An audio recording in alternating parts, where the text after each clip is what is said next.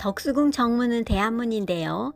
복원공사 중이어서 사진에 담을 수 없었고 궐 앞에 있어야 할 하마비는 세종대로에 밀려 금천교 앞에 있었어요.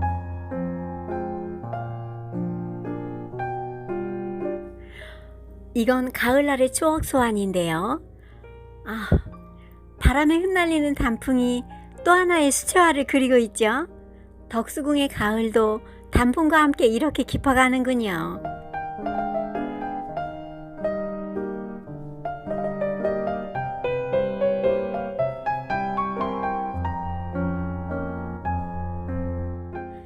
중화전은 중화문과 함께 보물 제819호인데요.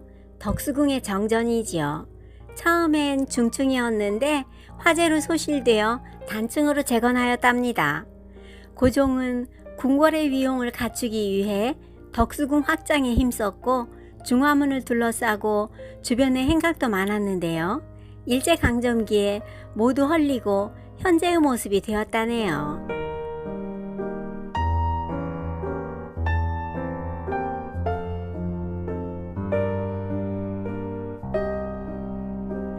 광명문을 들어가면 함령전인데요. 함령전은 아관파천 이후 고종이 덕수궁으로 들어와 승하하실 때까지 기거하신 곳이지요. 넓은 궁궐을 두고 굳이 좁은 덕수궁으로 온 까닭은 주변에 해외 공사관이 많으니 신변보호와 함께 일본의 침략을 세계에 알려 어쩌면 자주독립국가로 도약할 수 있을지도 모른다는 기대감 때문이 아니었을까요?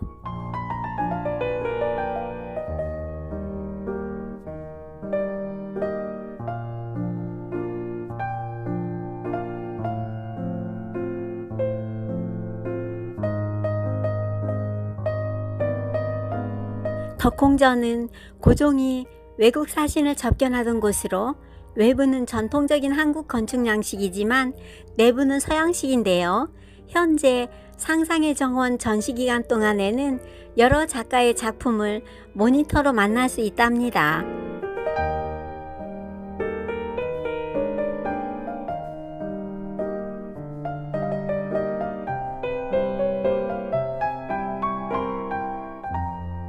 서거당은 임진왜란 때 궁궐들이 화재로 소실되자 피난처에서 돌아온 선조가 월산대군의 후손이 살던 집을 임시 거처로 삼으면서 처음으로 궁궐이 되었는데요. 선조 임금이 승하할 때까지 생활한 곳이라 하여 영조가 서거당이라 이름을 붙였다 하죠. 즉조당은 인조가 즉위식을 거행한 곳이고 고종의 후궁인 엄비가 거처하던 곳인데요. 즉조당과 준명당 앞 정원에는 사슴이 커다란 눈망울을 굴리며 또 다른 궁궐의 정원을 표현하고 있답니다. 그리고 궁궐의 남방은 어떻게 하나 궁금했는데 즉조당과 준명당에 아궁이가 있네요.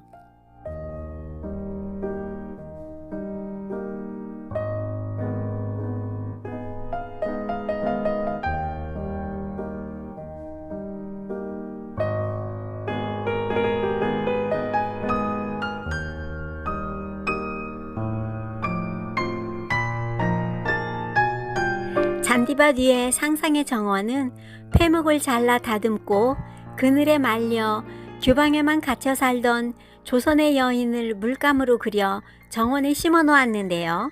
전 근대와 근대를 거치면서 밖으로 나와 세상과 마주하게 되면서 당혹감을 감추지 못하고 있는 것 같네요.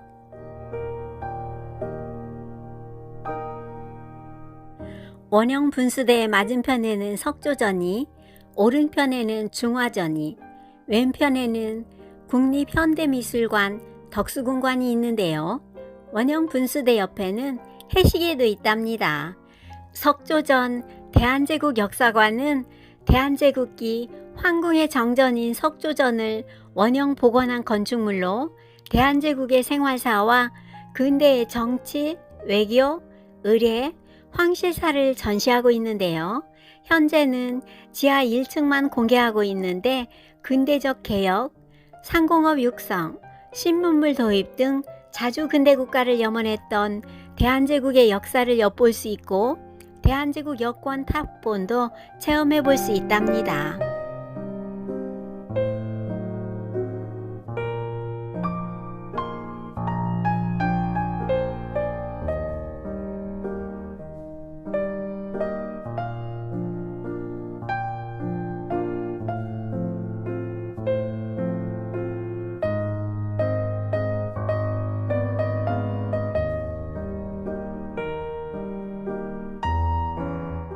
덕수궁 후원을 걷다 보면 함령전과 덕홍전 뒤쪽에 정관원이 나오는데요. 한국과 서양의 건축 양식을 절충하여 지은 건물인데요. 연휴를 즐기던 장소로 건물에 새긴 조각 문양이 특이하답니다.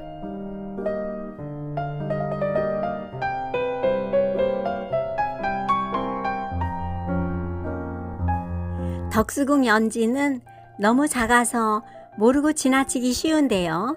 철이 늦어 앙증맞고 예쁜 연지의 모습을 사진에 담지는 못하였지만 덕수궁에 갈 때면 예쁜 연지도 잊지 말고 관람해 주길 바라는 마음이네요.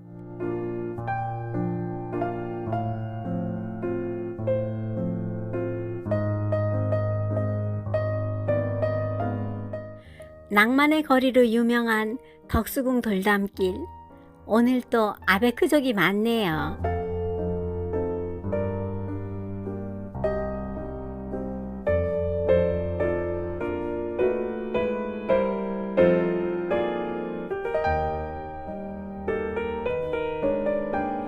궁궐 밖에 있는 중명전은 을사늑약 강제체결의 현장인 비극의 장소인데요. 고종 황제는 완강히 거부했지만 이토 히로부미와 이완용 등이 강제 체결한 것이죠. 후에 고종 황제는 강제 체결의 부당성과 을사늑약이 무효임을 세계에 알리고자 친서를 들려 특사를 파견했지요. 그러나 이를 한 일본에 의해 고종 황제는 강제 퇴위당하고 일본은 조선에 대한 핍박은 심해지기만 했었죠. 명성황후가 일본인 자객에게 시해당한 후 고종이 순종과 함께 러시아 공사관으로 피신하면서 걷던 그 길을 고종의 길이라 부른답니다. 고종이 사색하며 걷던 길인 줄 알고 달려온 내가 한심하고 부끄럽네요. 동절기 입장 마감 시간이 바뀌어 올라가 걸어보지 못했는데요. 노을져 가는 저 언덕이 당시 고종의 비통함과 순종의 두려움을 기억하고 있을까요?